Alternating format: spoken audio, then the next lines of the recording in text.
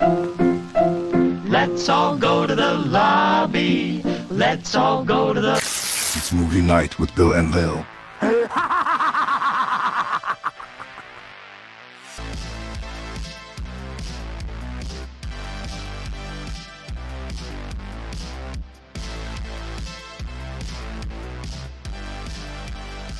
Hey everybody, welcome to the podcast, and yes, you heard from the intro, we have a special guest, Mr. Mayfield from TikTok, Jonathan as our friend. Yeah, put a round on the pause there, Billy. What's going on, mother chickens? Yes, I love it. Yep. John got to pick out the movie tonight. Tonight we are talking about Cabin in the Woods. Ooh. So good. And as always, Lil, what episode is this? We had a guest, so will not say what I want to say to you, Billy. So I'll just say, Billy will put it on the screen, guys, gals, non-binary pals. The last time she did that, she regretted it. Trust me. We're not playing this game, Billy. We're not playing this game. So I'm watching you. So we're gonna break down this movie. Honestly, we used to go beat for beat, but this time this is an open forum, whatever we feel comfortable with talking with. And honestly, like, we're not skipping the intro. The intro is probably one of the best things about this movie. Yeah, definitely. John, what did you think? I love the intro. I love the fact that they totally threw off the audience, because when you go into that movie, you watch the intro, at least for me the first time, I was like, is this an office comedy or a horror movie? And that's what they wanted you doing. Because the directors and the writers, Drew Goddard and Josh Whedon, they fought for that scene for the studio to put that in there, because the studio was worried that people were just going to walk out of the theater, and they wanted that in there. They wanted that misdirection, and it plays well. I love it. It's perfect. It for the whole sense of the film, it works perfectly for the whole tone and sense of the film. And you get the two, like, the sense of the two idiots ruling the world, essentially. It's not only that, they pick perfect people for it. I mean, Richard Jenkins is hilarious in that movie, and so is his counterpart. Bradley Whitford is really good too. So I just love how they're acting like it's any other day. They're like talking about, hey, you want to come over and do cabinetry like later? Like, and then I say this is one of the perfect jump scares of all time, because you don't expect it. It still lets you know, hey, you're still in the right movie. I love it. Yeah, they do a good job with it. Yeah, he's like, you got women issues. I love the baby gate thing. He's like, I'm going to buy a couple of Yes. power drills and take care of this whole situation. So, a little backstory about me. I love Evil Dead. I love the franchise. The remake came out a few years after, and I was really... 5 years, I do believe. 5 years, I do believe. I was really disappointed with how it was done. I was like, I want something better. And I don't usually recommend movies to be the last movie you see. But with Cabin in the Woods, if you see all the Evil Dead movies, some Jason, honestly, this is the last movie you want to see, because it makes fun of the tropes, and it does it all brilliantly. After watching the remake of Evil Dead and coming to this, I'm like, gosh, this is perfect. I wish they would have done something better paced like this. The characters were more fun like this. It just really bummed me out. So this movie was like a saving grace for me. See, I'm the complete opposite of you, Billy. I really love the Evil Dead remake. So did I. I love the practical effects they used. I'm a gore hound, so like. When she's Terrifier, going at Evil her Dead. cheek and the nail gun scene. Mhm. That poor guy was a voodoo doll at the end of it. He was just a pincushion. Yeah. Honestly, I can't wait to talk about that movie, because I did rewatch it before Evil Dead Rise comes out. But I seriously hate the sister story. It feels forced, especially like if you know people going through addiction and shit, and like this is kind of like, I would say, forced trauma rehab. Like, you need to be in a safe space and try to get them on the same page, not taking them all the way out to a freaking cabin where they're gonna freaking tweak out. It's just not the place. This is an argument for a different day. I'm sorry. I'm going. Not even a clean cabin. Like, not even like the nice cabin from 2000. Was it 2009? The reboot of Friday the 13th. That cabin they had in that movie was like immaculate. That Like, was the place bougie. to It take. was. Yeah. Yeah. Yep, super clean cut. I can't wait for that movie too because the bully from Transformers is the exact same name. Michael Bay is connected to both those, so technically Jason is in a like Transformers universe, which blows my mind. Hot take. That's my second favorite Friday the 13th movie. Really? I actually like that one more than the original. The original isn't even my favorite. Not mine either. It's not mine either, so I'm happy with that because I feel like everybody makes like when they hear reboot or remake, they cower away and like they hate things like that. They say Jason doesn't run. One of my favorite Fridays is like part 5, and he's sprinting through the freaking forest. What the freak are you talking about? Yes. He runs. I hate that. I love, well, we're going off on a tangent, but I'm fine with it. Oh, you're Jason fine. in that movie is amazing. I love like the whole like traps he's got set up and how he's got like an underground tunnel system. Like I get like he's not supposed to be like super highly intelligent. He's kind of an unstoppable killing machine, but giving him a little bit more depth to the character, I think was well done. I mean, yeah, go ahead, Billy. No, go ahead. You finish your thought. No, I was just gonna say that I like that they added some stuff because even though he's not the smartest one, you know, he's done this life over and over again. So he's learning from his mistakes. He's setting these things and learning from what he's doing. So they don't just make him this stupid, like endless killer. He is stupid, but at the same time, he's not dumb. Well, I feel like he definitely got complacent in where he is. Kind of like the agency in this movie, where they're setting traps along the way. Look at that. I rerouted back. But I like it. I like it, that road, and then boom, right back. I never noticed the agent on top of the building when they're like, okay, kids left, the area is secure. I was like, oh shit, they're seriously keeping tabs along the way. I knew the old man that they get you, like, legitimately, that's a Friday the 13th steal. I love how they're fucking with him, too, when he tries to call in. Oh, that was so Am I on a good. speakerphone? He's No, doing you're this not on serious speakerphone. trick. And he's like, okay, you're off speakerphone, dude. And he's still on speakerphone. I'm still on speakerphone, aren't I? That's so good. That was so good. But low key, this movie and Friday the 13th, especially part 2, like, if any old man, I'm going to Myrtle Beach, like, getting a condo, they're like, are you on the 2nd floor? I'm like, yeah. Stay away. Like, I seriously, fuck it, I'm going back home. I'll find another place to stay. I've seen that movie too many times. Literally, though, because there is so many people that believe the cabin in this film is the cabin that's in Evil Dead. If you don't know that the original burned down, it's very easy to believe that it is. But fun fact, the original did burn down. Go ahead. I see you smiling. What you got to say? So, it may not be the same cabin from Evil Dead, but guess what was being filmed at the same time? In the same woods? Twilight. Ooh. Oh, you gotta be kidding me. Another Twilight episode? I love it. Event And Horizon sparkly turned ass into- vampires. You know what? That would explain a lot why they were so horny in Twilight, because those pheromones right? were being pumped up by the agency Exactly. at the There same we go, time. agency. Anytime everyone's trying Billy to gets bone. the opportunity to talk about Twilight, he does. Like, Event Horizon basically turned into a Twilight episode. Oh, the cheesy dialogue in both those movies. That's my only real good comparison. Oh no, you're not. You're one of those people that hates Event Horizon. Oh, are you? I love Event Horizon, but Oh. I'm not putting it on the fucking pedestal of Aliens. Aliens is a No. motherfucking classic. Event Horizon is like a beaten ginger kid that's like the neighbor. It's like, it's not even on the same level. Where do you Beating come you. up Why with the hate on the these? ginger kids? Hey, I'm not just kid. the hater. Sperm banks are denying gingers of donating anymore, so it's like a law now. We have to respect it. Oh Lord. Why do we know this? It seriously popped up on TikTok 2 or 3 days ago, but I love that statistic, so I'm keeping it.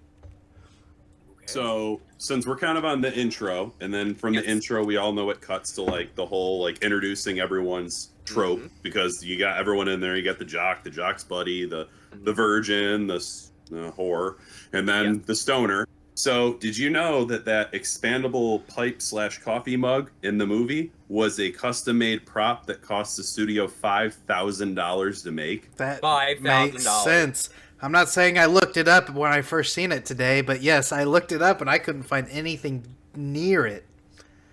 Fun Like- fact, there are versions out there that have gone for like 60, 65 bucks. Fun fact. Apparently, they made it so it is a functioning coffee mug. It is. And it works for both. Yeah, it's not even a prop in the movie. It's a legit, like, functioning bong/cup.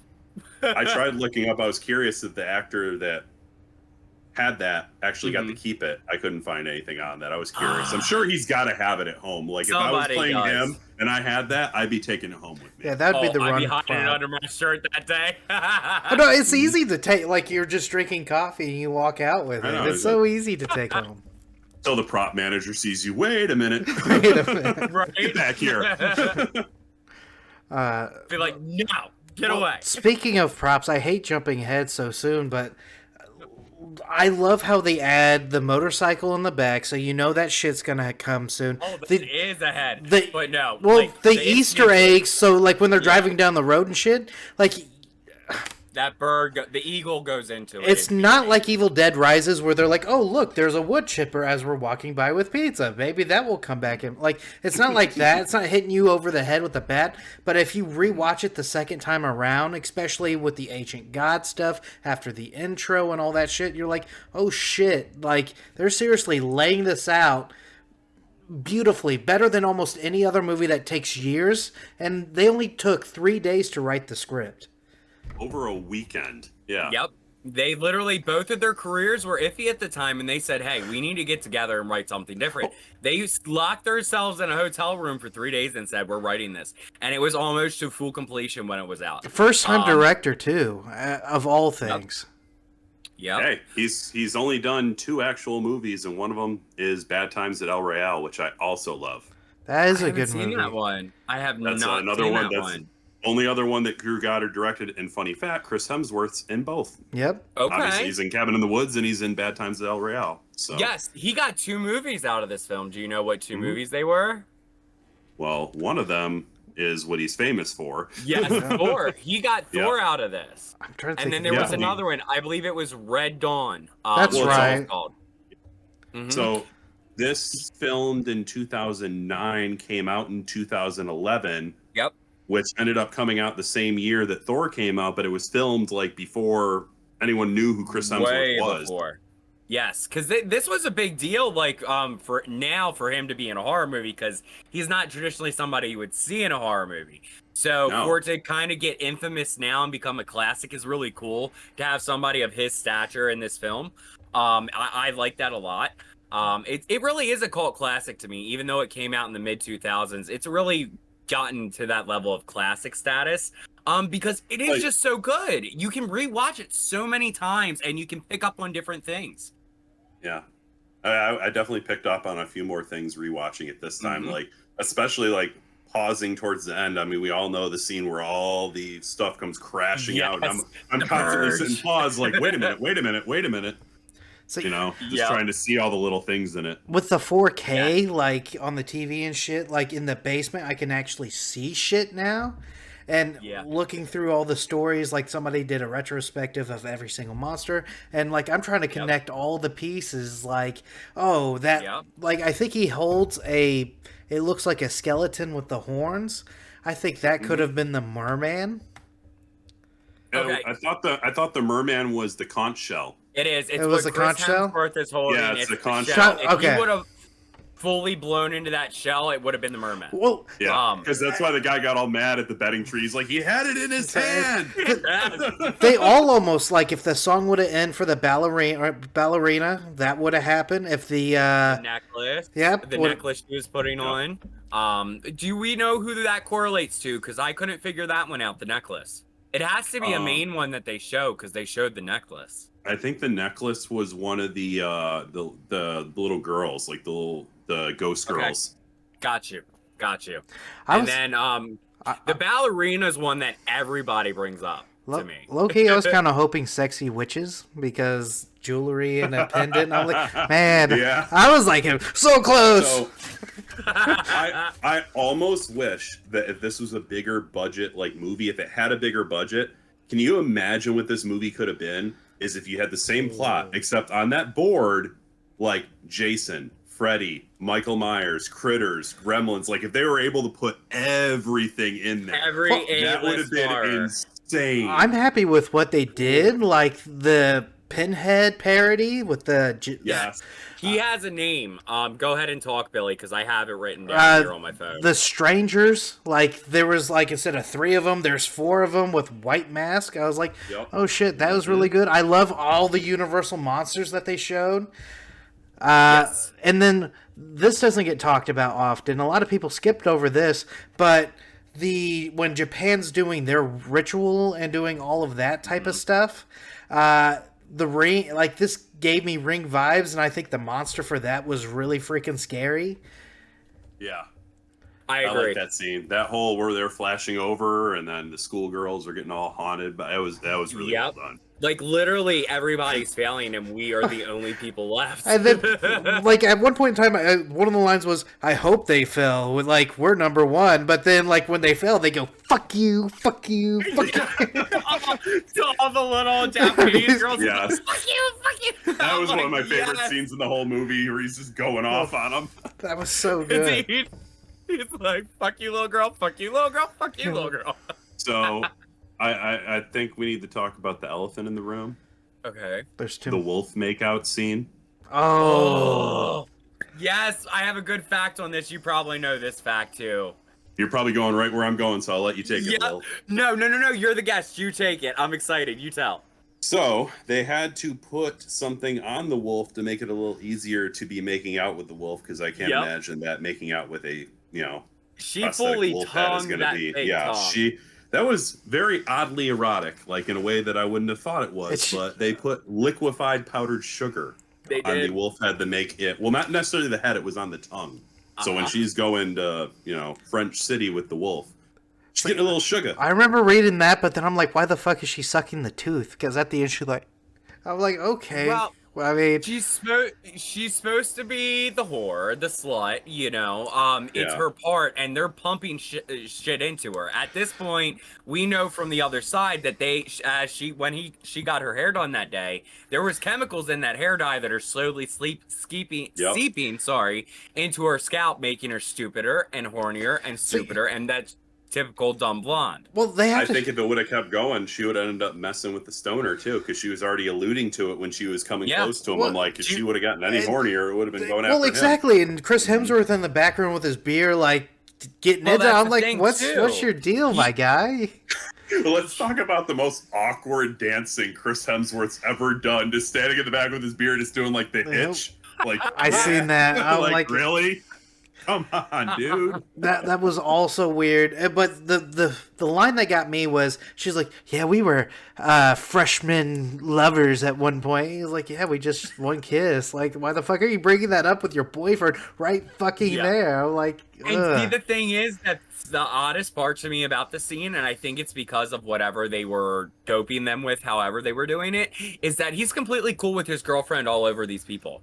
Like, and he's a major in his course, essentially. I forget what he majors in, but in the beginning it alludes to him like switching our virgin's books because he knows what he's talking about. So this Yeah. isn't him traditionally. He is the jock of our story, but he's not normally this jock like, if you know what I mean. He's not like the traditional football player like in every other story, but like as our pothead alludes to later, that our characters are not exactly acting the way they should be. Yep. And Another it's funny that the person that's supposed to have the least amount of clarity has the most clarity in this Yeah. whole film. You literally agree with this pothead throughout the whole entire movie. Yep. Every line he says, I'm like, I don't know why I'm agreeing with the pothead the first time I saw it, but well, Yes. he's right. So right. Well, it's the ending for me that where he kind of goes wrong. It's like, you know what? Fuck everybody. If I'm gonna die, we're all gonna die. Yep. I It's- got you. Speaking, I love the twist though. Like, I mean, spoiler wise, we're not really worried about it, are we? I No, mean, not at it's all. been out for But, years. yeah, we're not worried about spoilers. Yeah, I love how they flip the script and they make you think he's dead, and then he comes back and he's like a badass out of nowhere. He smacks one of the undead Yes. rednecks with his pipe tube. Well, Yes, and the fact that they had that he was a pothead throughout this whole thing, and that was what was stopping their chemicals from Yeah, the hurting pot him. was so strong that it wasn't I working. was like 4-20 for the win, baby. do you guys watch Always Sunny in Philadelphia? Yes. I have, yes. I love Always Sunny. He has the Charlie Day like conspiracy vibe where he's like messing with the elevator. And he's like, "There's something down there. I can make it go down, but like they're gonna kill us." I'm like, "Oh my god, I love it." Makes you wonder like what it was if we replaced the cast with the Sunny cast, and how they would go through it. He has one of my favorite lines in the entire movie too. The whole "I had to dismember that guy with a trowel. What have you been up to?" Yeah, that's hilarious. Oh, the husband's bulge lime, I die. When he walks past our version and the smart guy, and he's like, he's got a husband's bulge, by the way. I die every time he just walks past him, and he's I'll keep laying out facts, but do you know Okay. the reason he doesn't take his shirt off in the lake scene? I do, but go ahead, yes. It's because he is so unbelievably ripped that it would have confused everyone, and they'd be like, "Wait a minute, why does the stoner have a six-pack?" He was more ripped than Chris Hemsworth under Yeah. that shirt. Wow. Imagine that. Mm-hmm. Yeah. So it would have Yeah. just confused the hell out of everyone if Yeah. he was to get in the water like all them. Yeah, I think it was somewhere along the quote of he was like Jesus with a six-pack was something around the quote that the filmmakers made, because he literally like he was just ungodly built, and that's another reason why his costume is so baggy, so it wouldn't show any of the muscle that he had underneath. I did not know that one. That's a good fact. Yep. What do you guys think about the double or the one-sided mirror window? Oh, that whole scene and that whole sequence that kills me every time. It's 'Cause, so funny. The guy it's like, am I gonna tell her? Am I gonna tell her? Am I gonna tell her? And then he's like kind of backing away. Then he comes back in the He frame. comes Like, back. That's when I die. I'm like, dude, why are you coming back? and then the girl has the same opposite, like it flips script, and now she's watching him, and she's like, wait a minute. And then she comes back, and she's like, okay, let's put the picture up. Yep. Yep. But question, this is the only issue I found with the movie rewatching it. I find it hard to believe that none of this glass is unbreakable for a government facility glass. That's the only unbelievable part of this movie to me, is that so much glass breaks in it. That's the only thing that takes the belief out of it for me. If I have to judge it on any moment, that's the only thing I judge it for. I mean, I look at it like they're trying to keep this whole thing a secret. So obviously, sometimes accidents happen. If someone was Sure. like throw something at a window and they're drunk and they the window doesn't break and it like bounces off because it's like a tempered True. glass or something, they'd be like, Okay. "What the hell? Why does this piece of shit cabin have like really Makes high end glass?" Makes sense. 100%. Yep. Don't have that issue no more. I think- you answered my question. My issues is like fail safes, like well, shit, what if they all escaped in this facility? How are we gonna stop it? And I don't think that they ever believed it would really get to this point, because how many other countries were involved in this? We have Japan. We have Buenos Aires. There was like 4 or 5 other places Well, that were doing this. you're right, but you're telling me that like Bangladesh doesn't like screw up every now and again, and then they have their thing get wiped out because of some incident. Let's be honest. Not everyone in the world is the smartest person on the planet, and it's probably pretty easy for them to win this most of the time. Mhm. And the way I perceive the plot is only one of them really needs to win. Mhm. Like only one country needs to succeed to keep the Yep. beasts at bay.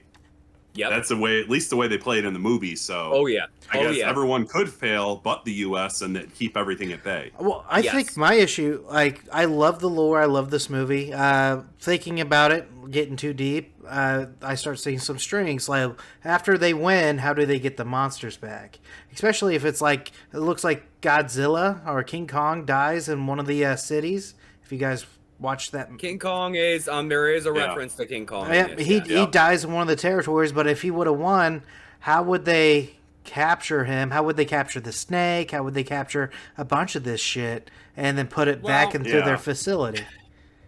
I get that, but at the same point, keep in mind, unless something goes wrong, it's all controlled and a controlled environment. So they're able to get that creature within that controlled environment, I would think. That's just my look. My thinking on that is, now that you brought it up, I never actually thought about that. I think once they're able to complete the sacrifice and everything goes as planned, if it's one of those bigger end monsters, I'm thinking the powers below call that thing back to its cage, and it's going to listen because that thing could crush any one of those monsters like that. Oh yeah, they were literally we can bring it up. We're not worried about spoilers. Do you know that the hand coming out at the end like that? That's a Titan. It's meant to be a Titan, like an old god. Yep. I forget the god that it was. A Kratos. I'm sorry. It was supposed to be Kratos at the end. That hand is meant to be symbolize Kratos coming up. From what I have read. So I like to believe that each place has different scenarios, because if you notice, it looks like every single city that had to fail, and they were showing their instance of why they failed, like it didn't line up with the virgin, the whole the fool, and all that. I'm like, okay, so these sacrifices aren't the same in every area, because they probably do have different rules. Yes. But the thing is, cultures, different beliefs, Well, I was thinking, what if they have like a scenario that the gods give, but that can't be it, because the way that this scene is set up is they have a virgin blood thing, they make sure that like goes through, they have the full blood thing, that makes sure that goes through. So they have all these levers for these certain individuals. They have to have that for all the other facilities. So my thing is, Sigourney, go ahead. Well, why do the gods or the Titans pick the single scenario for each country? I based it off of a single line that Sigourney Weaver gives when she first comes in her glorious, amazing cameo. That was so great. Oh, so epic! And there is no reason to sleep on a film that has Sigourney Weaver in it. Please tell me. Anyway, literally, what the first line she says, it's because you're young or because of your youth. Her general consensus of this was because they are young and they deserve to be punished. I feel like the gods are doing this because they may be eternal, but they'll never have that time of their lifespan where they're young again and they have their youthfulness and all the hope in the world, and they don't know what's coming in the future. And they're jealous of that, of us as humans being able to have that human experience. And I think it's their way of punishing us. That's just how I look at it. But I like that take. I do. Yeah, that actually clears up a lot. I have another open question for everybody. This is a two-parter because one, there's a monster you would hope you would get, but which item looked more attractive to you guys when you were looking at all the items in that room? I'll let you go first because I know my answer immediately now. My dumbass probably would have picked the Hellraiser spear. I knew you were gonna say that because I would come close. I think that would be the one. Though I saw the film and I was like, me in a dark, dusty basement, I'm gonna want to know what's on that film. So whoever correlated to that film is probably who I would get. I have a feeling. That or a close second, I probably would have picked up the shell just because it looked cool. I'm like, I like conch shells. I like that kind of stuff. I'm like, oh, man, listen to this. Maybe I'll blow into it, see if it makes noise. So I probably would have been stuck with the damn merman. Same. By the way, his friends are dicks, his co-workers, because even though there was fog, that merman was taking its sweet-ass time crawling towards. Slopping. That was the hardest special effects sequence for them to create for the entire movie. It took them so long to design the merman and for like the powers that be and the director and everyone to be happy with it. Okay. They went through so many different costume changes, and then they wanted to make sure that it was wet, so they constantly had to like moisturize the skin to get that scene perfect. Like, and then the whole like fountain of blood coming out the back. Blowhole was amazing. Yeah, that was a cool little twist. I liked how they did that. Yes. I appreciate the kills in this film.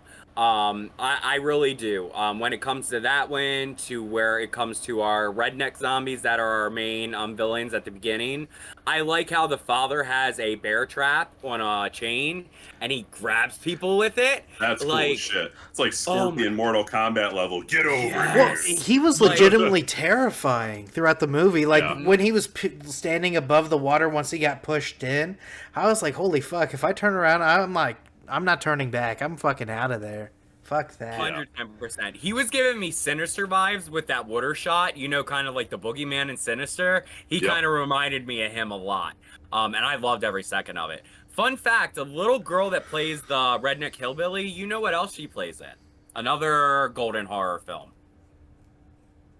Is it Heather? Silent Hill. Oh, okay. Silent Hill. She's the little girl from Silent Hill and was not recast in Silent Hill 2 because in the caster's eyes, she did not age and she looked too young for the part. Nice. Whatever. Yeah, so yeah. Heather Langenkamp, Nancy from Nightmare. Her husband did the VFX, and she was one of the creatures.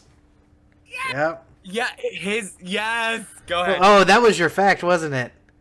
Yep. I didn't put two. I know. Oh, yeah. I didn't put two and two together until now. Shit. Yep. AFX Studios. It took them 60 to 70 people, almost 3 months to get all the special effects work done for that movie because it's just ridiculous the amount of practical effects that are in that movie. Yeah, there's a lot of like CGI effects with all the different creatures, and I'll admit, if I have a qualm with the movie, some of the CGI does look a little choppy. They could have done a better job with it, but it is a lower budget horror movie for that time. Do you know which one she could have been? Which one? They said Heather could have. Heather was one of the monsters or killers. I think she could have been one of the strangers. They put her just in a mask and a suit. It's very possible. I know that her husband, who was the lead of the makeups department at the time, if you look at that pan out scene that's only there for a couple seconds, there's a ton of monsters on that screen we don't get to see in their full glory. But in the bottom left, there is a severed head that's on like some green slime. That's him, Heather Langenkamp's husband, is that severed head, also the lead member of the makeups department. So, fun fact. Speaking of that scene, this movie was supposed to have a video game tie-in, and some of the monsters from that game are in that jump out scene. Okay. Left 4 Dead was supposed to have a tie-in with the cabin in the woods. Oh, that's so cool. And there is actually monsters from the left, or zombies or creatures from the Left 4 Dead series on that pullback part. You can see them in some of the far off squares. Oh yeah, isn't the witch in one of them? Yep. Yep, the witch is in one of them from Left 4 Dead. I thought it was supposed to have a game tie-in, but it never materialized. So they're just kind of in the background. Damn it! I'm gonna have to find those scenes or rewatch the damn movie again. There's so much hidden in those scenes. Yes, especially that zoom out scene, Billy, where you just see that couple seconds of like the cubes. There's a lot of creatures there to be seen. Yeah. And then the purge where they release from the elevators. There's a ton there to be seen as well. See, my dumbass was looking for Kevin from Sin City the whole time. It's like he has to be here somewhere. No, I will say that's kind of a troll for them to put somebody on the board and not have them in the film, okay? I love that that's there, though, because it's like the only one that makes no sense. Everything else, you're immediately like, I know what that is. I know what that is. What the hell is Kevin? What the hell, yeah. Yep. Sin City reference if nobody knew. So I like the... It would have been cool if Elijah Wood just popped up out of nowhere, though. That would have been amazing. Yes. I mean, honestly, though, like, there's not a beat this film missed, in my opinion. I don't feel like it's unenjoyable in any way. Yes, it has some bumps around the edges because it was on a lower budget, but there's nothing about this film that's not enjoyable to me. When it comes to the creatures, to the story, to the tropes that they have and make fun of at the same time, but still use, you know, but they're still effective. Because I think they recognize the fact, us as horror lovers, there are tropes that we do enjoy, but they're worn out. So they added them and they like laughed at them at the same time, you know? I think our pothead here was really the audience member too, because every thought that ran through my my head, he basically said out loud, like, girl, why are you reading the Latin? Don't read the Latin out of that book. Say what you want about Joss Whedon. He knows how to write dialogue, and that's how I know the relatable characters and relatable dialogue is probably what his input, what he's adding to. Oh yeah, 100%. You can tell his writing style like immediately when you're watching something that he's been involved in. So we mentioned Drew Goddard and how his only other movie is Bad Times at El Royale. Did you know that he's also the creator of the Netflix Daredevil series? I did not. Really? Okay. He actually directed a few episodes, but he's the one who like created that and brought that to fruition. That's awesome. It's awesome. That is awesome. I hope that he gets it back because they kind of taken it away and they're bringing back some of the characters.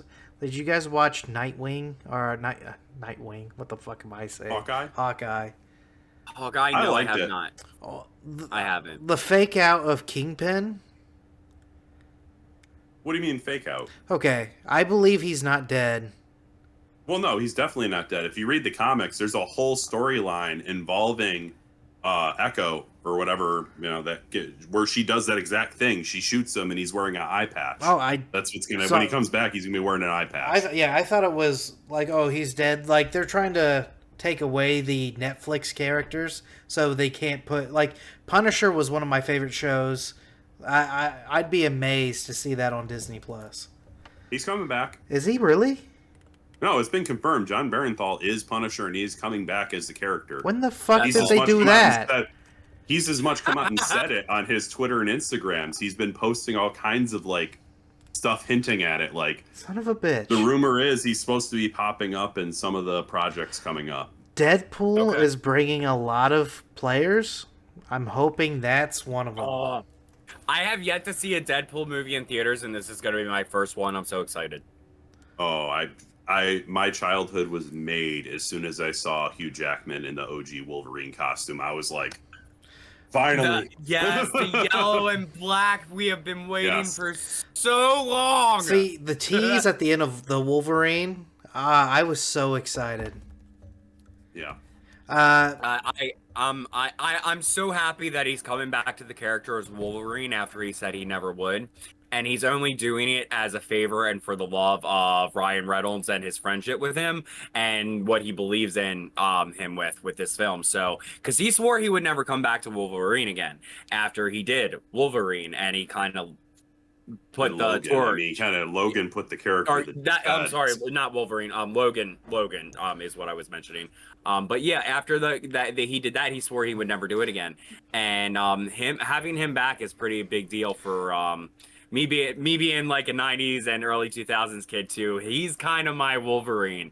So it's really cool to see him back. Speaking of MCU heroes and somebody trying to be heroic in this movie, what was your guys' initial reaction to the dirt bike scene? Okay, I have a follow-up question, but go ahead. I immediately started gut busting laughing in the theater. Yeah. He smacked it, and I was like, Oh my god. Okay, I love that scene. I think it's hilarious. But do you think it would be more effective if they didn't put the Easter egg in the beginning with the eagle and we didn't know what was to come with him jumping over that? probably. Can I be honest with you? I completely forgot about that scene pretty much every time Okay. I watched it. You know Okay. what detracts from that? The eagle scene? When What's they're that? rushing to destroy the, tunnel. The tunnel. Because if there's an escape route that way that they have to destroy, I'm like, oh, okay, then they could probably escape this some way, somehow. So I completely forget about the eagle. So every time I watch this, it's always like, oh my god, I start dying laughing. It's a shock to me No, every time. I think it's great. I think that happens with a lot of people, and that's why they kept that Easter egg, I think. And I love the Easter egg regardless. I just think for the people like me that remember it, I'm like, I know he's going to die this whole time. So I'm laughing opposed to hoping for him. And this whole time, I know he's going to go into something. And when he does, their faces, I'm trying not to laugh because I'm not an evil person. But It's like the eagle has landed. Well, It's the skipping. Oh, what's it down? He keeps Yes, going. he just keeps going like a rag doll. like a bad video game death. He just keeps going. It's like when you jump off a building in Grand Theft Auto and your character just spin tails everywhere. Yep. The emotions after a character dies has me laughing every single time. I don't get, oh, he was my best friend or they were close at all, because it's like, oh shit, let's go. It wasn't like that. There goes my buddy, especially after the dude like fucked that chick and he just booked it and he's like, she's dead, and the guy's holding the head and tossed it to him. The only one that freaks out was the girl who caught it. The rest of them were like, and slammed the door back. It was like. Can we mention how glorious that head looked? It was amazing. I don't know if they mixed shots or what they did. Whoever made that severed head is a true artist, because that thing was realistic when it comes to severed heads. For especially a lower budget film, they killed that severed head, in my opinion. Well, I mean, you got horror movie royalty working with us, special effects team, so... Mm-hmm. 110%. When a 110%. special effects team can give me good head, I'll take it every time. I mean, I'm not going to disagree with you, Billy. Right there, quoted episode. I'm definitely not going to disagree with you. I've seen some very bad head from some filmmakers. Just gonna say. I've seen some very bad head from filmmakers, and personally. At-home issues, I see. No, not home issues. No, honey, I swear to God. Not home issues. This is years ago. I love it. Leave it to Billy. It used to be a bit of a wild child. Oh, look at you. Ain't nothing wrong with that. No. But no, I love that scene. I knew the motorcycle was going to come into play somehow because it was on the back of that what do you call that they were in, a trailer essentially, and I knew it had to come into play at some point, and I was so excited how it did, because it's a really good scene. I just hate how well paced this movie is, because I get so invested that I forget the Easter eggs that they show before it, like the handprint on the side of the RV when they're running to it. Like, it's in there, but it takes about 10 or 15 minutes for the actual stab through the throat to happen. And you're like, oh my God, I didn't see that come. But yes, you did. There was an Easter egg. Like, fuck me. That was a really cool kill. That was a great kill. It was a good kill, because I don't know how you guys feel about it, but I like how they waited a second opposed to jump right into that him being in there. Because if they would have just did it right off the bat while that Easter egg was still in your mind, I don't think it would have been as effective. But literally, that can be a thorough jump scare when that sigh or whatever it is goes through his mouth. See, but my favorite thought, though, is he is stuck in like either a room in there or the bathroom or something, because they were sprinting dead ass through that tunnel. So he's probably flung back, not knowing what's going on, but then flung forward as they're going backwards. Like, it's a fucking just zombie. Imagine him like standing there and just going like this, just doing like the Michael Jackson, like with the shoes like nailed into the board. Yes. He's like NPC, like any fucking minute. Any minute. When plot convenience is there. I only have 2 lines of dialogue I can use, or I can kill somebody. Yeah, basically. So, oh my gosh, yes. Let's talk about the best kill in the movie, or at least my favorite kill in the movie. Okay. The axe? Is it the axe? Not the axe. It's the only horror movie with a confirmed unicorn kill. Oh, that's badass. I was gonna spring the unicorn up. I was like, please say they remember the unicorn. Like, are you kidding me? The unicorn just impaled someone. Dead. They have the music, like the glitter music in the background. I can't. Only horror movie with a confirmed unicorn kill. See, it reminds me of the unicorn from Legend, though. If you guys seen that. Yep. Oh, the Legend of Unicorn? No, just like the Tim Legend. Curry, Tom Cruise. Legend, yes. Legend, yes. It's so majestic. I'm like, I kind of hope that they took that and like they made this canon. Like, this unicorn's not fucking like happy anymore. He's out for some shit. Yeah, Fun he's fact. like, you caged me up too long. Oh yeah, like see, like the only director's unrated cut, or director's cut I've ever disliked that I've ever seen that is subtracted from a film is Legend. The story is completely different. You only see a hint of Tim Curry as the devil in it, and she believes everything's a dream at the end of the day. So it's like it's not the same film, and I'm thankful that they didn't go with the director's cut, and this is the only case ever.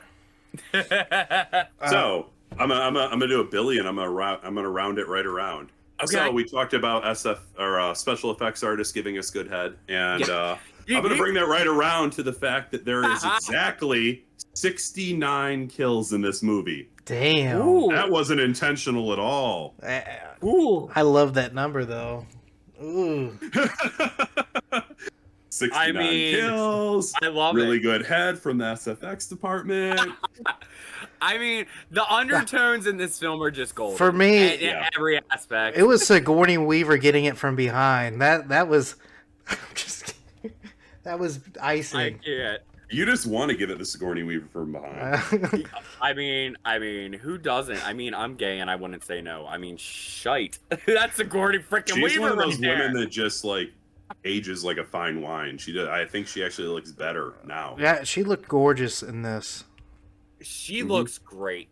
She really does. It's Jamie Lee Curtis looks great. Sigourney Weaver looks great. The women that don't touch their face with like cosmetics like over the top are the women that look the best in my opinion. Yep. You know, I get why this stuff is there and it's fine to use it, but the women that don't go so hardcore with it or don't do it at all look the best in my opinion, and that's just my opinion. If you go too far out, you start looking like the Crypt Keeper, Gail Weathers. I'm just Yeah, my wife had on the Kardashians the other day. I'm ignoring you, really. One of them was sitting there going, "Well, I've never had any plastic surgery." I'm like, "Yeah," and at the same time, you're gonna try to sell me some oceanfront property in fucking Oklahoma. Bullshit. Yep. 110%. 110%. In a microwave, you're gonna melt. There is an actress, I'm not going to give the name. She's pretty significant in the thriller horror realm, and she got a lot of work done, and to this day, she doesn't look the same. She's an amazing actress, and she's been in some really good ones, and she's still in some today, because I see her on Tubi. Just yesterday, I saw her on a Tubi original, and I was like, where do I know this voice from? And I was like, it snapped. I didn't even recognize her face. And it's been years since she got her work done. Bad.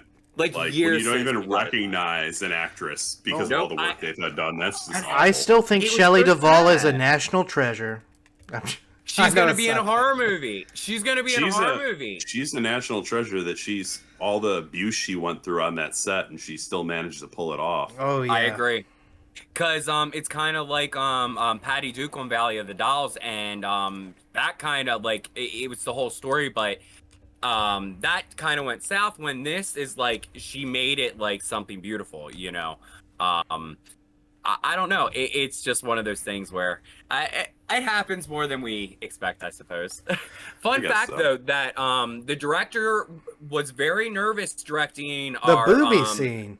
the boob scene. He was very uncomfortable to the fact to where our actress had to go to him and say, "It's fine, my friend, we're good," because he was so nervous directing her naked, like he was taking advantage of her. And he brought it up to his upbringing. It was a very religious upbringing, so he wasn't comfortable being around nudity like that with everybody there. And so he said he was a little bit of a prude in that situation because he just was raised very religious and he felt like he was disrespecting her. Yeah, you know, each their own. But I gotta mention that scene, that our first kill essentially with her with that Saul, like I love that scene, like with her top loose and just the rawness of it, of her just screaming and him being held back and he can't do anything about it, and it's just like the eyes and the blade and the jags of the saw. It's just so good. And that was like probably the most intense kill. I agree, and I think the actress has a lot to do with it because the way she performed it and the way she screamed was really effective. And even though you don't see a close-up of the actual wound, the way they shot it from behind and the blood squirt was gorgeous. Being a gore hound, I think that was a great way to do it if you're not going to show the actual wound. I think they did that perfectly. I really do. So we talked about this before the podcast, but first hearing Sigourney Weaver's voice, like I know you mentioned it, Lil, like as soon as we heard that voice over the loudspeaker, we knew who it was. Like my notes in my fucking notebook here literally say Sigourney fucking Weaver. I love it. So let's talk about that. Well, replaying her roles and everything that she was doing as Bruce Campbell, that's what I was trying to envision. I can't imagine it being done as grand and as great as what Sigourney gives. I don't know. Like, when I found out that fact about Bruce Campbell, I'm like, it's almost like this whole movie was made for him.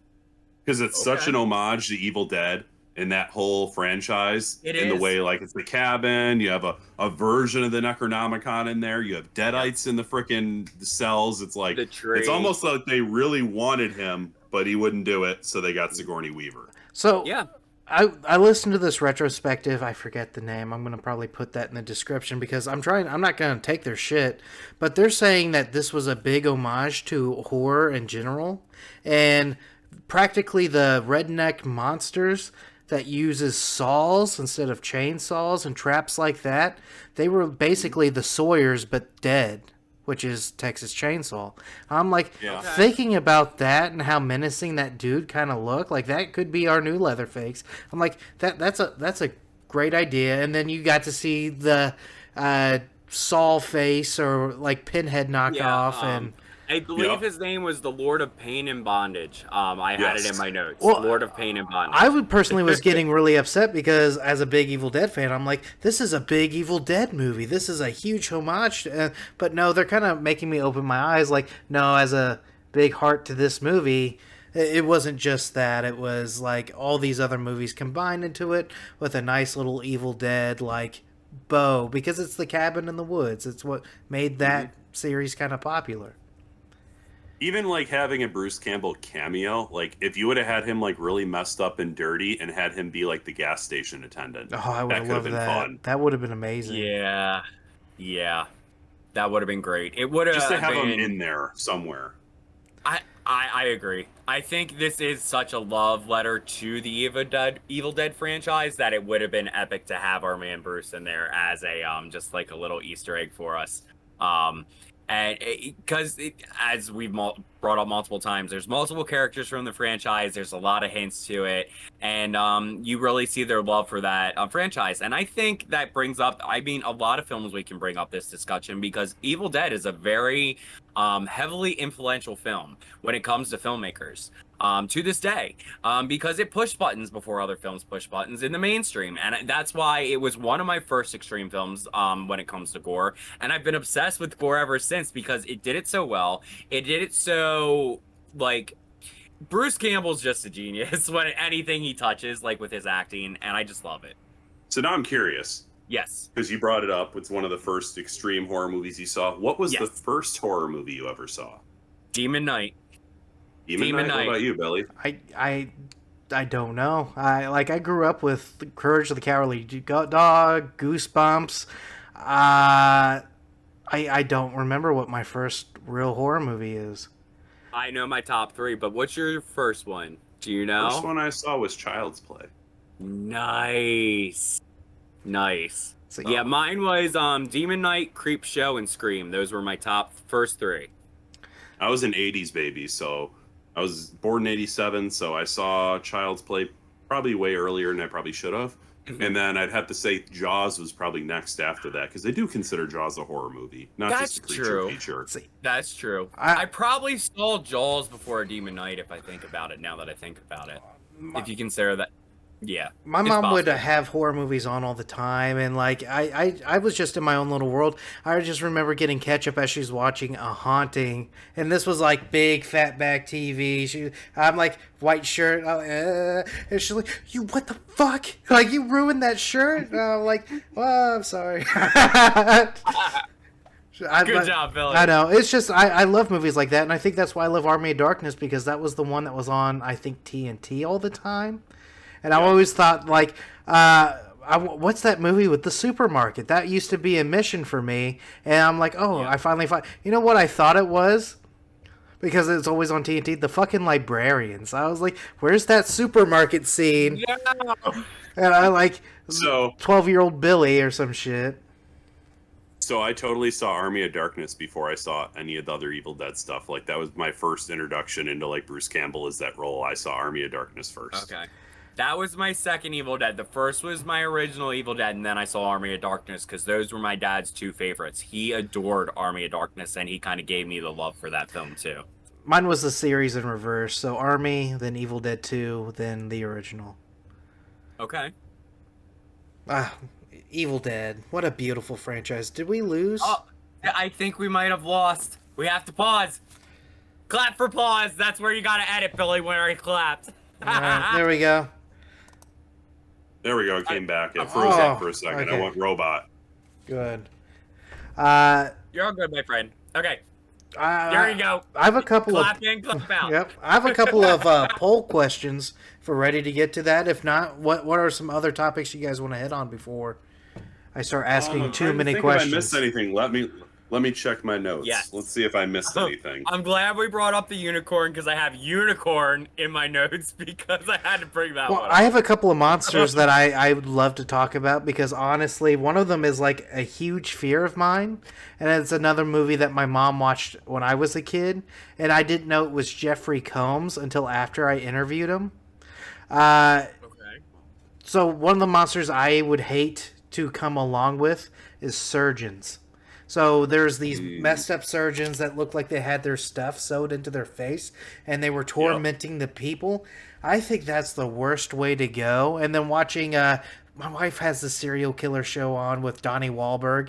One of them was an actual doctor and he was going around and killing people in like the worst way. Yep. So I'm like, that's not the way I want to go. Mm-hmm. Yeah, that would be seriously messed up. Yes. Did anybody catch that little scene on the TV? I'm not sure who was doing this kill, but there was a guy being held down and there was another one of the, whatever these things were, puking into his face. Yes! Oh god, Billy, what are you doing? There's Oh, God, not nobody this in again. here. Not this again. Billy is like- swears his house is haunted. I am so sorry. He That's- thinks his house is haunted. Like, shit you not. And then, like, watch, a fucking orb will come here. I have to check the stream. Last time There this shit was- happened, my stream magically turned off. Holy fuck! Don't you dare. What Okay. happened? No, we're kind of good. What do you mean, kinda? Well, the time code was stuck at 59 point, like something, and now caught up to 102. I was like, oh my god. Scare me like It that, scared the fuck Billy. out of me because I finally got something on fucking camera. Ah, God. That was a really good podcast. I basically ranted about all the scary shit that happened in my house and all the fucking nightmares. We have a lost episode that never got recorded. But during this episode, I will give it to Billy. He has a right to be freaked out. Because there was something that stuck on his camera, and he was trying to wipe it away. It wouldn't fucking move. And- it looked like there was an orb on his screen. Yeah. And like this was after a couple sounds happened in the background. And Billy's literally trying to wipe this thing away. It was stuck. So I will give him that one. That one was a little weird. Though I do get a lot of enjoyment out of Billy getting freaked out about thinking his house is haunted. Because he has kids' toys back there. Oh, I've had my share of hauntings. I actually I was born in Alabama, and I still have friends there. And there's some really haunted like Civil War grave sites and whatnot. And some of them, there's one we went to that's up a winding hill. Like you go way up in the mountains, and it's like at the top of that hill. We got out and went into this graveyard, and I shit you not, we got about halfway through the gravestones. Just walking through, and I felt like we were being surrounded, like almost claustrophobic-ish, like there's just forces coming in from around us. We got out of there. I don't think I've ever run faster in my life. It must have looked like a Looney Tunes cartoon. That's We were like, we're out. terrifying. Nope. Yep. You couldn't see anything, but you could just feel it. You know what I mean? I've had a 100%. bunch of those experiences. Oh, At yeah. one point, we went into it was like it was an asylum or it was like a home for the mentally impaired, and it was an abandoned one. And I walked into one of the rooms, and there was no wind that night, and the windows were not open, so this cannot be explained away by like wind pushing the chair. I opened the door to the room. I watched a chair go from one side of the room and literally get flung across the room. Once again, I was out of there really fast. Smart. You could have saw the trail of dust. Like my feet were probably like Wile E. Coyote or Roadrunner. I had a house I was renting in I call it Paradise. It had a lake, in-ground pool, hot tub, and it was just one bedroom. It was just a small rinky-dink house, but you got all these luxurious things. No issues whatsoever, except it was legitimately haunted. We had a pipe bust. Water was everywhere. It was really hot that day. I had fans going. The main fan turned off, and the guy who was working on the pipe was like, "Man, it's hot. Did you turn that off?" I'm like, No, I fucking didn't. I'm standing right next to you. I'm freaking out. He's like, whatever, just turn it back on. I'm like, no, it fucking turned off by itself, my guy. And I walked over, I turned it on, and I'm like, okay, that's probably nothing. Cabinets would open up, and for some reason, there's mirrors on the wall that I didn't take out, but there's mirrors every fucking where. So it's got this creepy vibe. If you look in it, like, would I see anything? My wife at 3 a.m. was playing video games and shit. Christmas time, and we have a train that you actually have to plug into the wall, and it would go around and all that. It was unplugged. She's playing her games. I was in bed. She ran into that bedroom. I'm like, what's going on? She's like, the train went around the track, glued once, didn't even make the holiday noises or shit. It just did one time around. She's like, I don't know what. I was like, oh, man. Like, love the house, love everything, but it was haunted. As soon as I left, I was really bummed about leaving it. I get a text because I knew the tenants that were moving in. They put, hey, how's everything? And they're like, oh, by the way, is this place haunted? I'm like, why? And then they told me their experience. So I'm like, okay, yeah, that place was fucking nuts. You're looking down the drain and hear a voice go, hi, Georgie. Yeah, no fucking way. Like, that's terrifying.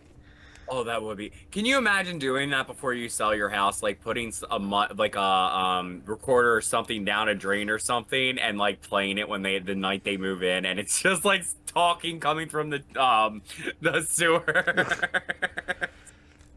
That's something I would do. I've seen so many things you can prank people with like that. There's like little tiny USB things that you can plug into like any appliance that has like a USB thing on it, like a TV or something, and hide it, and they're like miniature, and you can put whatever sound bite you want on it. So can you imagine what you could do with that? And then it sets itself to go off every 10 minutes or so. That'd be You could drive someone insane with that. Me this. You should have never told me this. Will's like, I'm buying one. I'm going to put them everywhere. Using this knowledge. That's hilarious. I love it. Will's family better watch out. Oh, yeah. Oh, especially my niece. One monster in this movie that you would hope would come and get you, that you think you have a chance at, what would it be? Oh, that's easy for me. But go ahead. You first. I think I'd do fine against the rednecks. Okay. I think I'd be good. I could handle myself against them. Okay. Everything else seems like a supernatural entity. Like, they're just kind of like redneck zombies. Like, do like the stoner did and dismember them, and then they're pretty much useless. They're not going to reattach. True. There was basic zombies walking around. I think I'd like the basic zombies. Okay. I would pick the mermen, only because if they're not in water, they don't go very fast from what it seems. True. You just be walking at a slow pace, be like, you can't get me. Exactly, because they use their arms, and I'm like, dude, you ain't getting me unless I fall in that water. You just got to make sure you get a good distance away from him before you take a nap. It's like he's going to catch up the whole time you're sleeping with his slow crawl.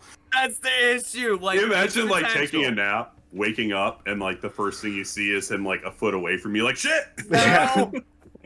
No! That big ass mouth opening up. No.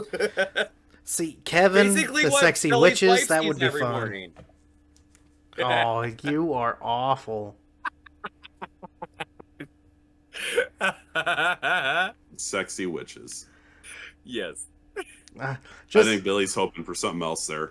no, I. He's like, I can take him. I can take him. knowing I me, got this I handled. would have to go. 69 deaths in this movie. I got something else for him. Knowing me, I have to go with my wife to this cabin, and like I'll be like, well, nothing bad can happen. It's just us. All these three bitches come in and like, I'm like, oh no, they're witches, babe. Get behind me, take me, do whatever. there's a cellar. Just spare my wife. Spare. This is literally something Billy would do, because I learned a story the other day that got him in trouble when him and his wife first started dating. So this is very like Billy to do something like this. Oh yeah, I do stupid shit all the time, and it's not even on purpose either. It's not. When don't we? I think if you're married, you always have that thing like your wife has a look on her face, and you've known when you fucked up. You can just look over, and you're like, "Yep, I did something wrong." like that's just my wife's face at this point. I mean, this is you, Billy. This is you. I How long know. you been married, Bill? 2020, so I guess 3 years. What about you? I've been married since 2012. Nice. That's That's goals. awesome. See, Yeah, That's awesome. I know 4 we can't, kids, 6 animals. yeah, Oh, wow. we can't divorce. I'm saying that because all the pictures we have with people, I'm like, nah, cutting you out of those, that would suck. Sid Haig's in one of them. Like, she's like right up on him too. I was like, photoshopping that would suck. First thing he's worried about is the collectibles. Yep. He's like, I could keep the marriage certificate and keep my SIG card, or I could get rid of the marriage Well, certificate it's like- and get rid of the SIG card. No. The one thing this is my biggest fear is waking up and my children aren't there, whether it's divorce, death, or like that's as a father I like get the that. scariest thing. So I think that's number one, and then that's a close second. The collectibles. That's why Insidious, the first one, is such a terrifying movie for me.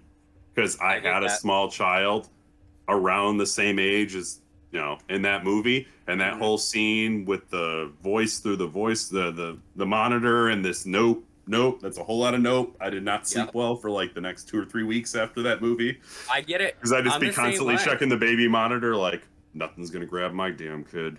No, I get it. I get it 110%. Oh, I'm not a parent, but I get it. I know an instant cure for that. Just go and watch Sinister, and they're like, yeah, that fucking bastard probably is gonna kill me in my sleep. Go ahead.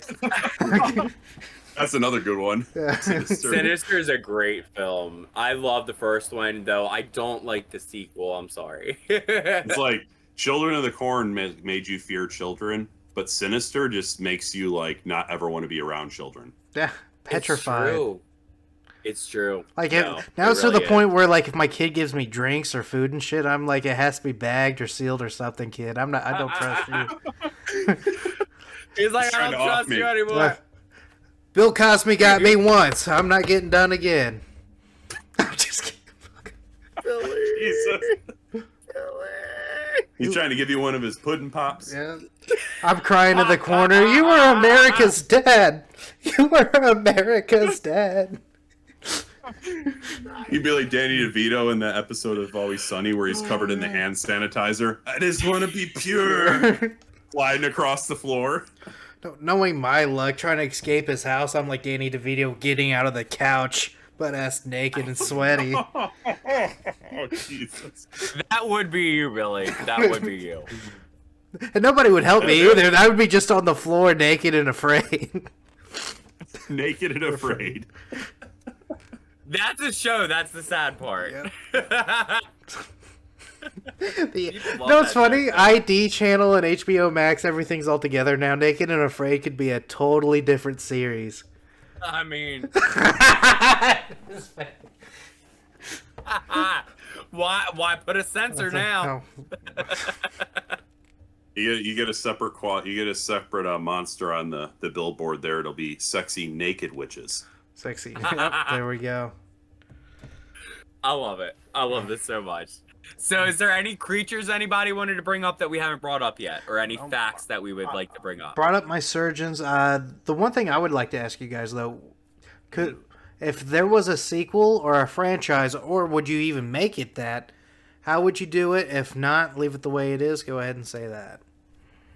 You go first, my friend. You're our humble guest. I don't want a sequel. I don't think it needs a sequel. If they were going to do anything with it, I wouldn't mind seeing like the creation of this agency. Like That a would be prequel, cool. I could vibe with, like seeing how they learned they had to do this, how long this has been around, show some of the early days of it. Like, I agree with that 110%. Because I feel like they can do a sequel's not going to do much to add to this at all. If they do a prequel, there's potential there. But we do know this night everybody else failed, including us. So we couldn't really do a sequel based off this night again without knowing the outcome. no, because So- everyone dies. The whole world is dead.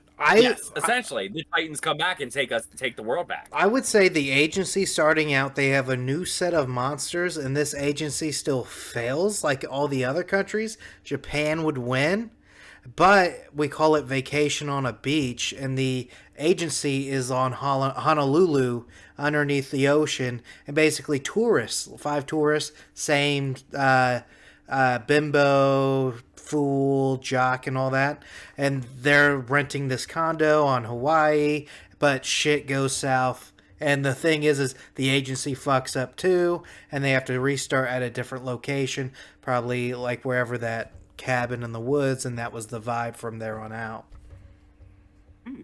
Hey, I like that. I could vibe with that. Yeah. Mm-hmm.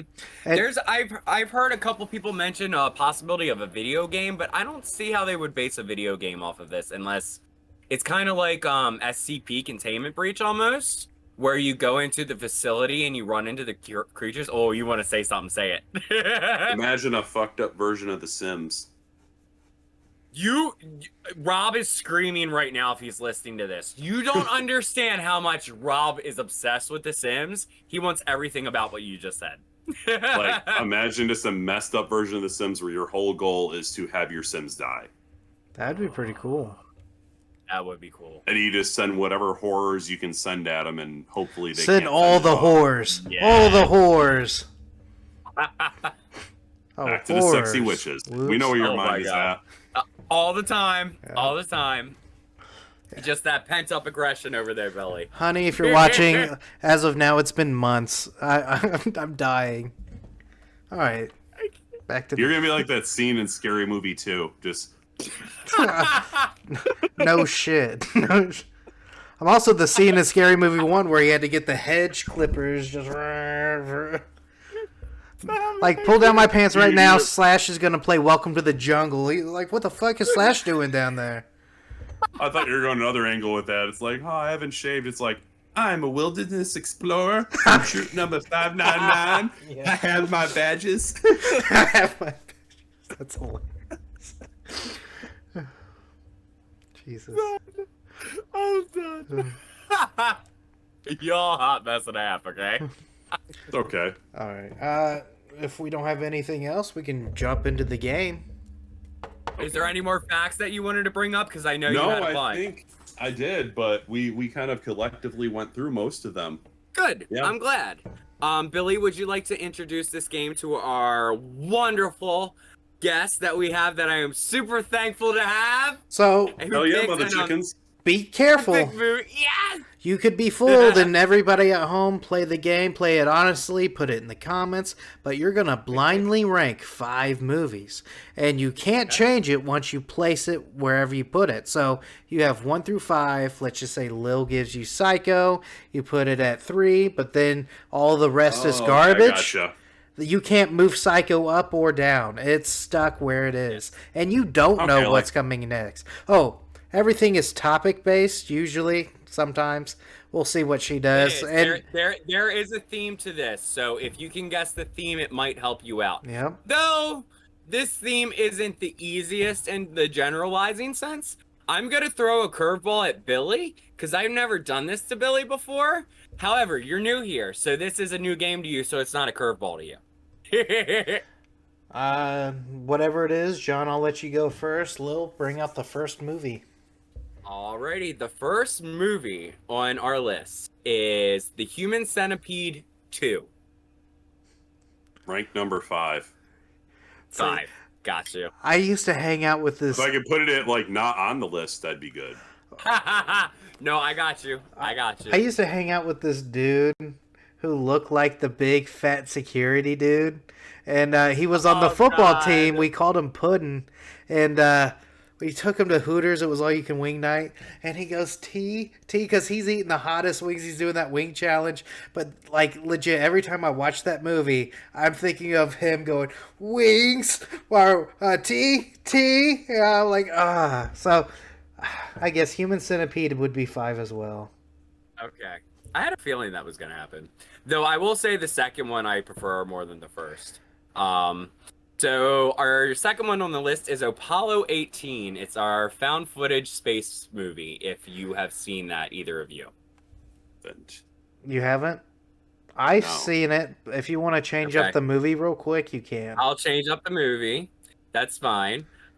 We can do Final Destination 5. Okay. That is the one where she's doing acrobats on the thing and the nails on it. That's the one with Also, the Toby continue, Todd has a scene. and it's Yeah. a continuation to the first one. It was probably one of the Yes. better Yeah. endings. Yeah, I agree. That's why I'm bringing it up as well, because I do enjoy this one. That's not the one that has Chester Bennington at the beginning, right? I don't believe so. No. I don't think so. Oh no, I'm No. thinking of Saw, This not one- Final this one Destination. Yeah, has- Saw is like yeah. it has all of them in a car. Mhm. This one, it's basically the acrobat scene, the acupuncture scene is in this one. No, Okay, I gotcha. Yeah. 3. that's where I'm going. Nice. I like mines. that. I like it, Billy. I'm trying to play it Okay. safe a little bit. I've done a few of these trends on TikTok, so I may be a little bit ahead of the game. Grave Depending on what you Encounter. throw at me next. Oh, Grave sorry. Encounters. Yes. Oh, see, here's the thing. I haven't seen it because I'm not a huge found footage person. Okay, So, I get it. if I you're- get it. Yeah. I liked it when it No, first you're came fine. out, but over the years, with like I get like found footage is my least favorite now, and Grave Encounters is the American remake of Ganjam, right? I believe so, yes. Yeah. Yes. when I seen it, I thought they were making fun of Ghost Adventures, and that's why I loved it. Okay. Give me 1 second. I got a backup right here for you. Okay, if you haven't seen this one, that's fine. But this has been on one of our lists before, Billy, though it's a completely different list, so it's not the same theme, so haha. Hoo hoo. Shark Night. Shark Night. It's kind of like the same thing. It has who's it? Sarah Paxton is in it. It's They go to cabin kind of like this one, and it's a shark movie. I'm gonna Haven't have seen to that put one? it- no, I think I've seen bits and pieces of it. Okay. I'm gonna I can put it switch at it 4 up to be again. safe. No, Okay, if you 4. do you have another backup? Yeah, I can do another backup. I have one right here because there was a couple on this list because it's a very specific list that I had to go with. I'm trying to not give away the theme, but yeah, I have another backup if you want me to throw one out there. Well, can I hear the other backup and then keep that one at 4 if I don't like the other Yes, backup? yes. The other backup is The Roommate, the remake, not the original. I'll keep Shark the Night at Grave 4. Encounters at Shark Okay, Night at 4, 4. yeah. Okay, sounds good. Oh, next one's got to be 1 and 2, whatever they are. So- So, Yes. they yeah. are. I wrote Shark Night at 4 before like anything was said. I was like, okay, what's the second backup? I'm like, oh fuck, I have to scribble that out. But no, I'm happy that Okay. stayed. This one too. I don't know if either of you are going to see this. This is why I was fine with doing backups. Because I was limited with this list with what I did. So Megan is Missing. It's very infamous, but not everybody has seen it. I've seen it. I'm just not the hugest fan of it. I If I know. would have gotten that first, it would have went right down to number 5. And that's why I did But this. It certainly can't be my number 1, so I'm gonna have to put it at 2. Dude, I feel like it's my number 2. I did like it, and if this was a legitimate list, that's probably where I would have put it. Okay. God, now no matter what it is, it's got to be number 1. So what is she gonna? She's gonna throw me Human Centipede 3 or something. Then I'm gonna feel like a fool. No, this is the curveball for Billy because I've never done this on an episode before. Our last film is Cabin in the Woods. It's the Yeah! actual title that we Love it. you have picked tonight. Victory. So, I'm good with that. Number 1. Number 1 is Cabin. You both picked the last one for 2. And your whole list match up. Yep. It goes 5, 3, 4, and 2, 1. It's for all of you. If you could change it, I liked Yes. asking this. If you could change it, what would be your 1 through 5? Yes. So we If I got because I know it's a little confusing because we went back and forth if you can't remember all of them. So we did Final Destination 5. We did Cabin in the Woods. We also did The Human Centipede 2. Then we did Megan is Missing. And what was the other one I brought up? Oh crap, because I didn't take a picture The of that Shark Night one. Shark Night. Yeah, that was 5. So yeah. if I had to reorder them, Mhm. I would go Cabin in the Woods would stay at 1. Mhm. I would throw Final Destination to 2. Mhm. I would throw the Shark Night to 3.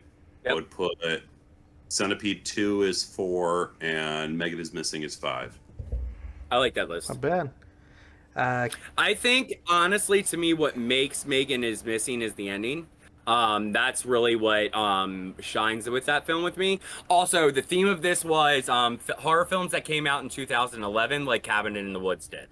So I was looking at this list and I'm like, that was a rough year for horror, my friend. Because Yeah. those, like the ones that I brought up were like the main A-list ones that came out that year. Like the other ones are like low budget indies that not really people talk about. And some of these were still one of those, you know? So 2011 I found was a rough year for mainstream horror. And I am so happy I even own this one DVD. I am so glad that you picked this as an episode because honestly, it is a classic. I don't care if it came out in 2011. I don't care if it came out in whenever. This is a classic. You can watch this movie over and over again, have something new to see. It makes fun of every trope while you still can enjoy it. And it's something new and different while keeping the same feel to a horror movie that we all know and love. And I don't think it hides away from much at all. You know, the budget did not hurt this, I don't feel. Yeah, I don't know. What are your guys' opinions on this? I think it's a must watch if you have not seen it. Absolutely. Cabin in the Woods has been one of my favorite horror movies ever since I've seen it. And it would go in my top 10 for sure. Just because I love what it does with the whole throwing shade at all the different tropes. Yep. It's such a it's almost like a horror comedy in a way with the way they throw things at you. Mm-hmm. It's And I do love a good horror comedy. Same. It's a final watch for like a lot of franchises for me. If you guys see like Cabin movies, and it's because you would appreciate this movie 1,000 times more after watching the same tropes over and over. Like you're probably walking into this movie like there's nothing you can do that will throw me off, and this movie takes it, flips it on its head, and you're just having a good time through and through. Yeah. Yep. Oh, can we bring up that one moment where he's talking about where our one guy that's behind the scenes is like he's getting sympathy for them, the one virgin, and he's like being sad, and all of a sudden he sees Tequila come in the room and he's like, Tequila! My I was like, love. well, there went that sympathy. Yeah. But yeah, there's so many golden moments in this, whether it comes from horror or comedy. It's a must watch for any horror or comedy lover. We did forget to talk about one of the really, really good lines in the movie. Yes. When Diaz, good work, zombie hand. Yes. I mean, The it only did come in dismembered part clutch. still moving. Like the whole Addams Family thing too, with it crawling up on the guy's face. I was like, I don't want to know what happens when that door closes. My favorite line is when the intern's asking the dude, like, oh, I don't know which one I want now. Which one do you want? And he's like, I just want this moment to end. Like,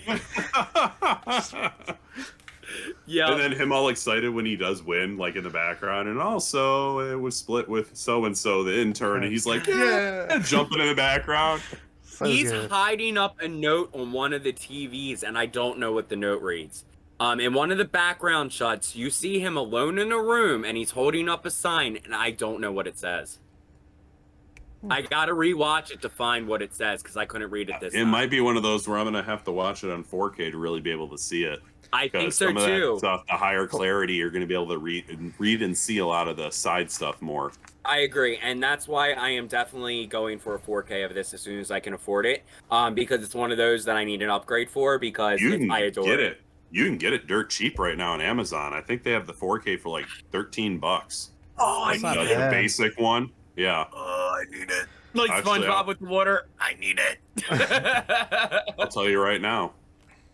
Oh, because I know I gotta buy Videodrome because the Criterion Collection is on sale right now for like $15.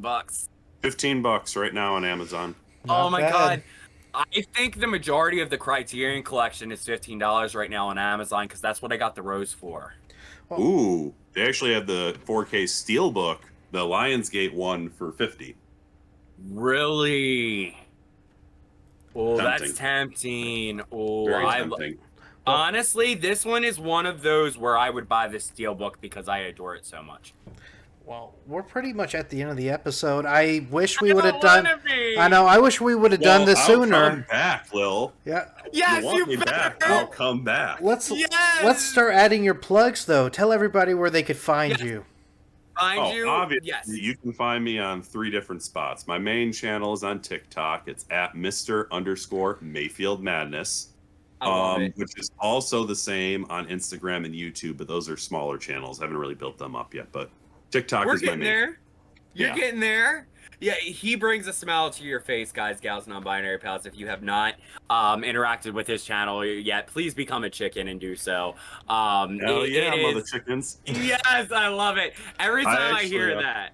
I actually just got my first subscriber, so things are moving in an upward chain. Yay! Yeah. That's awesome. I'm happy. And I can't I'm wait for happy. the future podcast whenever you announce it.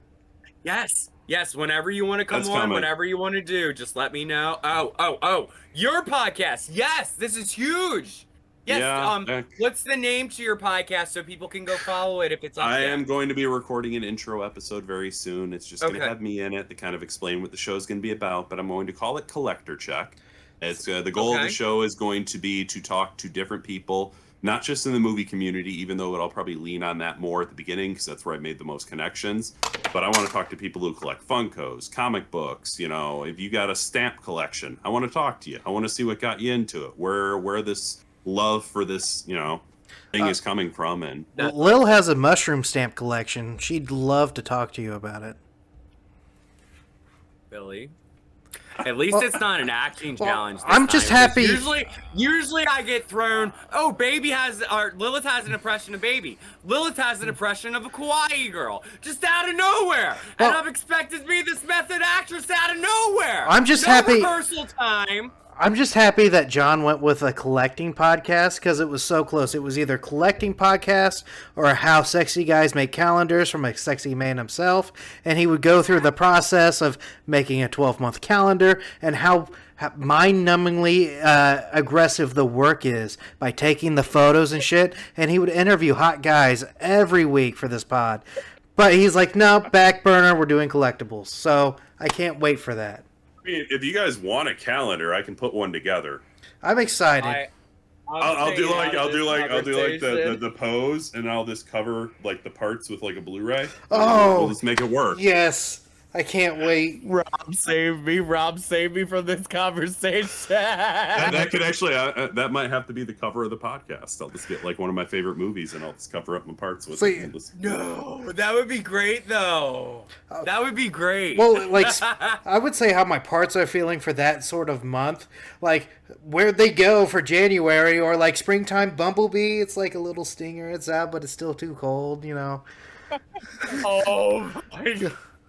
And then, speaking of Transformers, one of the months have to be, especially with the eclipse, Dark of the Moon, and it's just your, like, bare butt and you're peeking around, like... So, okay. We're getting too far off course. Jesus. I can't wait. Anything. I can't wait to see you guys all again. Please follow everybody. You guys have a wonderful night. Yeah. Absolutely.